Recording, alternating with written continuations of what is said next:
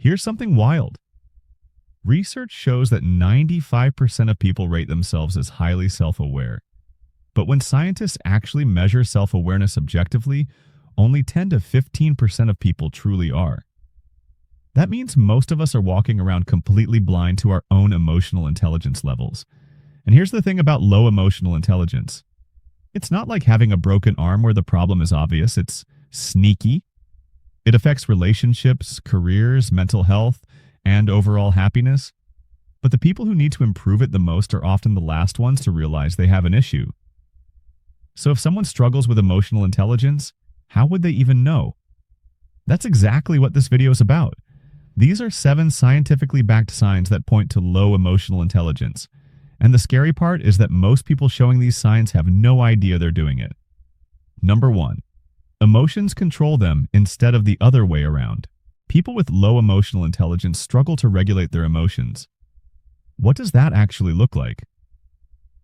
Imagine someone cuts them off in traffic. Instead of feeling annoyed for a moment and moving on, they're still fuming about it 3 hours later, snapping at coworkers and family members who had nothing to do with it. Or picture this. Someone gives them constructive feedback at work.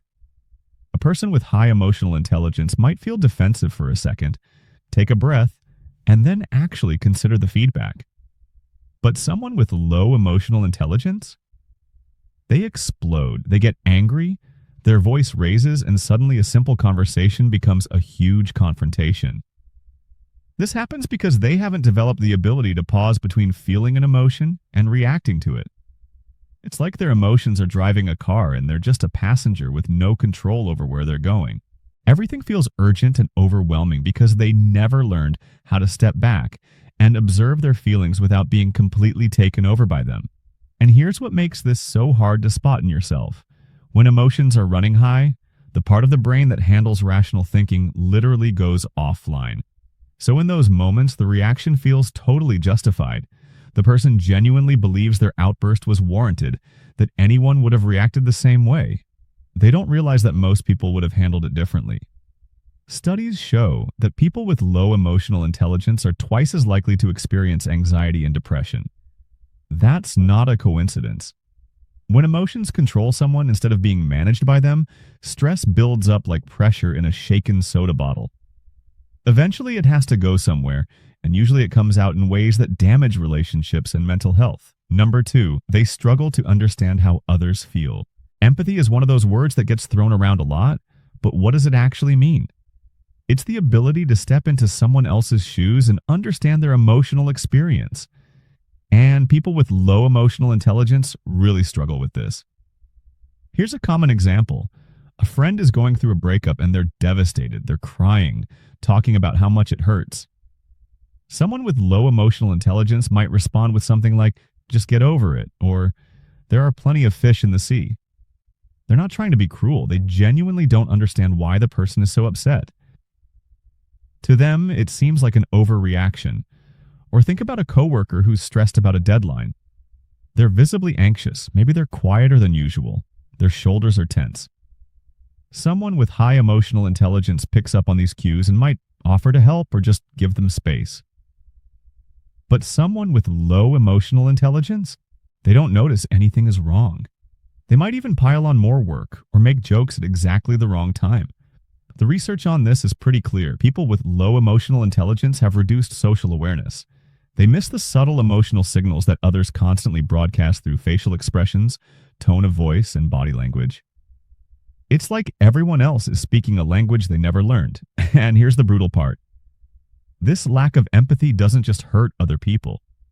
It isolates the person who lacks it. Relationships require emotional reciprocity. If someone can't understand or validate what others are feeling, those people will eventually stop sharing their feelings with them. Friendships become shallow. Romantic relationships struggle. Work relationships stay surface level. And the person with low emotional intelligence often has no idea why they feel so disconnected from everyone around them. Number 3, they can't actually name what they're feeling. Ask someone with high emotional intelligence how they're feeling, and they might say something specific like, "I'm frustrated because I feel like my efforts aren't being recognized," Or I'm anxious about the presentation tomorrow because I'm worried I'll forget what to say. Ask someone with low emotional intelligence the same question, and the response is usually vague. I'm fine. I'm stressed. I don't know, just bad. They have what psychologists call a limited emotional vocabulary. Instead of being able to identify specific emotions like disappointment, frustration, resentment, or nervousness, everything gets lumped into broad categories like good or bad. This might not seem like a big deal, but it actually matters a lot. When someone can't identify what they're feeling, they can't address it properly. Imagine going to a doctor and only being able to say something hurts without being able to specify where or how. That doctor is going to have a really hard time helping. The same thing happens with emotions. If someone only knows they feel bad, they can't figure out if they're sad, angry, disappointed, or scared. Each of those emotions requires a different response, but without the ability to distinguish between them, the person is stuck just feeling terrible without knowing what to do about it.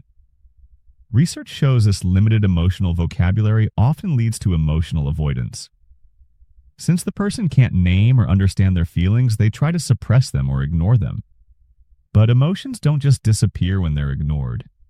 They build up and eventually explode in unhealthy ways, or they manifest as physical symptoms like headaches, stomach problems, and chronic tension. Number 4. It's never their fault. One of the clearest signs of low emotional intelligence is an inability to take responsibility. When something goes wrong, people with low emotional intelligence immediately look for someone or something else to blame. A project at work fails. Instead of acknowledging their role in it, they blame their team members, the unrealistic timeline, their boss for not giving clear instructions. A relationship ends. It's not because of anything they did. It's because the other person was too demanding, too sensitive, or didn't appreciate them enough. This blame shifting happens because of a lack of self-awareness. Self-awareness requires the ability to look inward honestly and recognize personal shortcomings. That's uncomfortable. It requires admitting, I messed up, or I could have done better. For someone with low emotional intelligence, that feels almost impossible. So instead, the brain creates a story where they're the victim.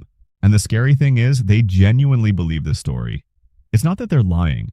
They've convinced themselves that external factors are always responsible for their problems. This is sometimes called an external locus of control, where a person believes their life is controlled by outside forces rather than their own choices and actions. The data shows that blame shifting creates a vicious cycle. When someone refuses to acknowledge their mistakes, they can't learn from them. So the same patterns repeat over and over. Relationships fail in the same ways. Career problems persist, but because the person never takes responsibility, they never gain the insight needed to change. And here's what makes this particularly hard to spot in yourself. The human brain is incredibly good at creating narratives that protect the ego. Everyone does this to some extent, but people with low emotional intelligence do it constantly and completely unconsciously. Number 5. They form strong opinions. Fast and refuse to change them. People with high emotional intelligence take time to develop their opinions. They consider multiple perspectives, think about counter-arguments, and remain open to changing their minds when presented with new information. People with low emotional intelligence? They make snap judgments and then dig in.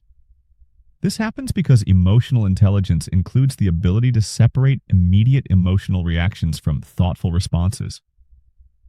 When someone with low emotional intelligence encounters a new idea or situation, they have an instant emotional reaction. Maybe they feel defensive or threatened or excited, and that initial emotion becomes their opinion, locked in stone. Then confirmation bias kicks in.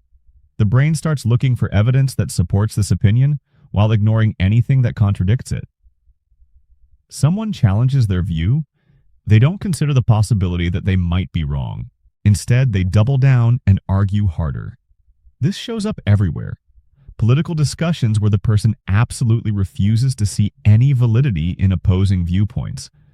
Workplace decisions where they dismiss feedback because it doesn't align with their initial instinct.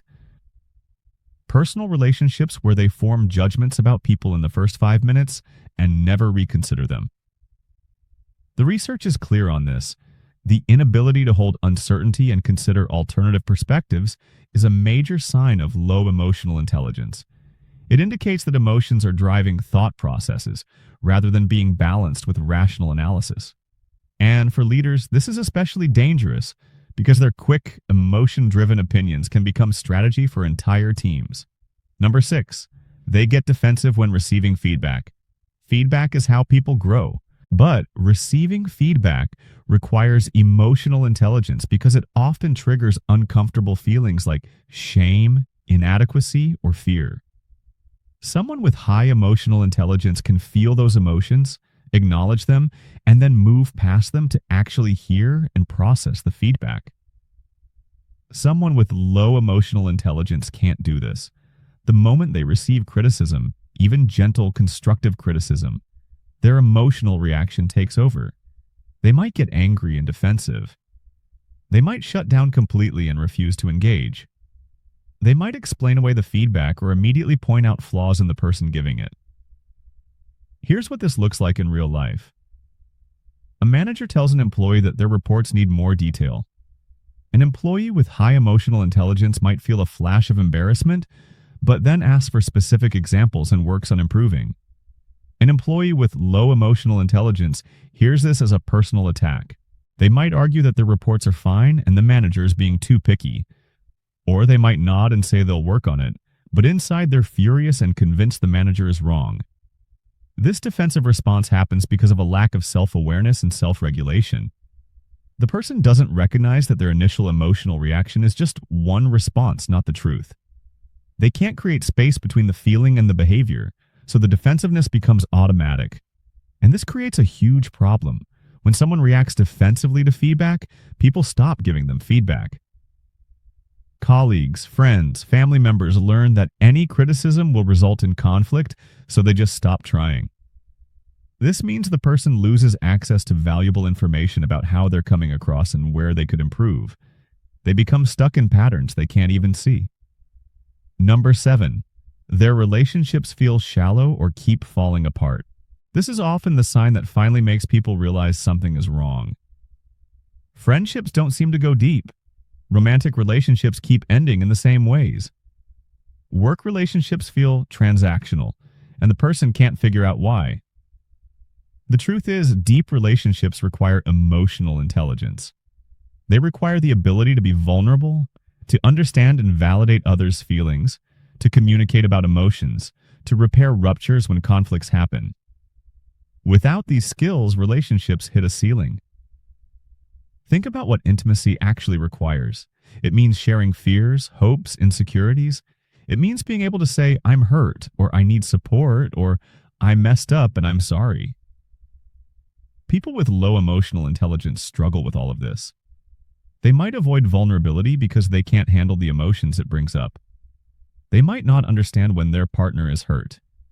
They might refuse to apologize because they can't acknowledge wrongdoing. Studies show that emotional intelligence is one of the strongest predictors of relationship satisfaction. When one or both people in a relationship have low emotional intelligence, communication suffers, conflicts escalate instead of resolving, and emotional intimacy never develops. And here's the heartbreaking part. The person with low emotional intelligence often doesn't understand why relationships keep failing. They might think they're unlucky, or that they keep picking the wrong people, or that others are too demanding. They don't realize that the common factor in all these failed relationships is them, and specifically their inability to connect emotionally. So here's the thing that needs to be said. If any of these signs hit a little too close to home, that's actually good news. It means self-awareness is starting to develop. Remember that statistic from the beginning? Only 10 to 15% of people are truly self-aware. The fact that someone can recognize these patterns in themselves means they're ahead of most people. And here's the even better news. Emotional intelligence isn't fixed. It's not like IQ, which stays relatively stable throughout life. Emotional intelligence can be developed and improved at any age. The research shows that people who actively work on their emotional intelligence see real, measurable improvements in their relationships, careers, and mental health. The first step is always awareness. Recognizing these signs is how change starts. The second step is practice. That might mean pausing before reacting emotionally.